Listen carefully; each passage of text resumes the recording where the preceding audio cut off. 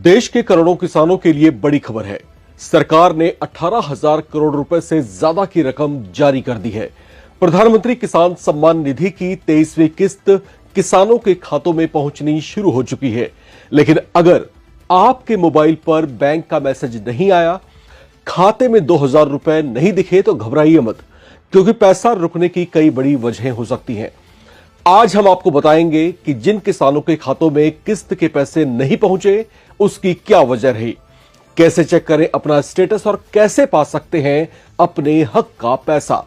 देश के अन्नदाताओं के लिए केंद्र सरकार की सबसे बड़ी आर्थिक सहायता योजनाओं में शामिल प्रधानमंत्री किसान सम्मान निधि योजना यानी पीएम किसान योजना की 23वीं किस्त जारी कर दी गई है। प्रधानमंत्री नरेंद्र मोदी ने पश्चिम बंगाल के तारकेश्वर से देश भर के किसानों के खातों में इस किस्त की राशि ट्रांसफर की है। इस बार सरकार ने करोड़ों किसानों को बड़ा तोहफा देते हुए 9 करोड़ 44 लाख से ज्यादा लाभार्थी किसानों के बैंक खातों में 18,880 करोड़ रुपए से ज्यादा की राशि भेजी है। लेकिन इसी बीच कई किसानों के मन में सबसे बड़ा सवाल यही है कि अगर किस्त जारी हो चुकी है और फिर भी खाते में 2,000 रुपए नहीं पहुंच पाए तो क्या करें। अगर आप भी ऐसे ही किसान हैं जो किसी वजह से 2,000 रुपए की पीएम किसान की किस्त पाने से वंचित रह गए हैं और लाभ पाना चाहते हैं, तो वीडियो को अंत तक जरूर देखें। कई बार किसान पात्र होते हैं, सभी दस्तावेज सही होते हैं, फिर भी तकनीकी कारणों से भुगतान रुक जाता है। ऐसे में सबसे पहले कुछ जरूरी चीजों की जांच करना बेहद जरूरी है। सबसे पहला कारण हो सकता है बैंक खाते की जानकारी में किसी तरह की कोई गलती होना। अगर आपका बैंक अकाउंट नंबर गलत दर्ज है, खाता निष्क्रिय है या बैंक डिटेल में कोई गड़बड़ी है तो पीएम किसान की किस्त अटक सकती है। इसलिए सबसे पहले यह सुनिश्चित करें कि आपका बैंक खाता चालू है और योजना में दर्ज जानकारी बिल्कुल सही है। दूसरी सबसे बड़ी वजह है ई-केवाईसी। सरकार ने पीएम किसान योजना का लाभ लेने के लिए ई-केवाईसी को अनिवार्य किया है। अगर किसी किसान ने अभी तक ई-केवाईसी पूरी नहीं की है तो उसकी किस्त रोकी जा सकती है। किसान अपना ई-केवाईसी स्टेटस पीएम किसान के आधिकारिक पोर्टल पर जाकर खुद भी चेक कर सकते हैं और अगर कोई कमी है तो उसे तुरंत आप ठीक करवा सकते हैं। तीसरी अहम बात है आधार और बैंक खाते में लिंकिंग। कई बार आधार कार्ड में दर्ज नाम, जन्मतिथि या अन्य जानकारी और बैंक रिकॉर्ड में अंतर होने के कारण भी भुगतान प्रक्रिया में समस्या आ सकती है। इसलिए किसानों को यह भी जांचना चाहिए कि उनका आधार नंबर बैंक खाते से सही तरीके से लिंक है या फिर नहीं, और सभी दस्तावेजों में जानकारी एक जैसी है या नहीं, यह भी आपको जांच लेना चाहिए। अब बात करते हैं सबसे जरूरी जांच की, लाभार्थी सूची में नाम। कई बार दस्तावेजों में गलती या सत्यापन प्रक्रिया पूरी नहीं होने के कारण किसानों का नाम लाभार्थी सूची से हट सकता है।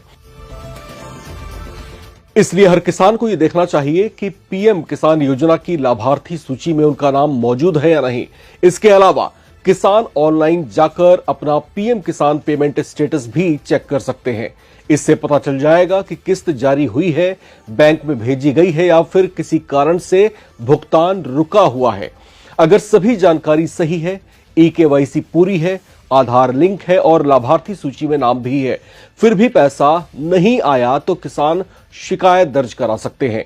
इसके लिए सरकार ने हेल्पलाइन नंबर भी जारी की है। पीएम किसान हेल्पलाइन नंबर 155261। इसके अलावा टोल फ्री नंबर है 1800-115-526। अन्य नंबरों में 011-233-81092 शामिल है। इसके अलावा ईमेल आईडी भी है pmkisan-ict@gov.in। इस पर जाकर के आप अपनी शिकायत दर्ज करा सकते हैं। हालांकि किसानों को यह भी ध्यान रखना चाहिए कि सरकार एक साथ करोड़ों खातों में पैसा ट्रांसफर करती है। ऐसे में सभी खातों में राशि पहुंचने में कुछ समय लग सकता है। कई बार तकनीकी प्रक्रिया के कारण भी कुछ घंटे या एक आध दिन की देरी हो सकती है। आपको थोड़ा सा इंतजार करना पड़ सकता है। तो अगर आप भी पीएम किसान योजना के लाभार्थी हैं और अभी तक आपके खाते में 2,000 रुपए नहीं पहुंचे हैं, तो सबसे पहले अपनी ई-केवाईसी, बैंक डिटेल, आधार लिंकिंग और लाभार्थी सूची जरूर चेक कर लें, क्योंकि यह पैसा किसानों के लिए सिर्फ एक आर्थिक सहायता नहीं है, बल्कि खेती किसानी के खर्चों में मदद करने वाली महत्वपूर्ण राशि भी है। उम्मीद है ये जानकारी आपके काम आएगी, और अगर आप अपना हक पाने से वंचित रह गए हैं तो संभावित चूक या गलती को सुधारकर आप इस योजना की पात्रता के दायरे में आ सकते हैं।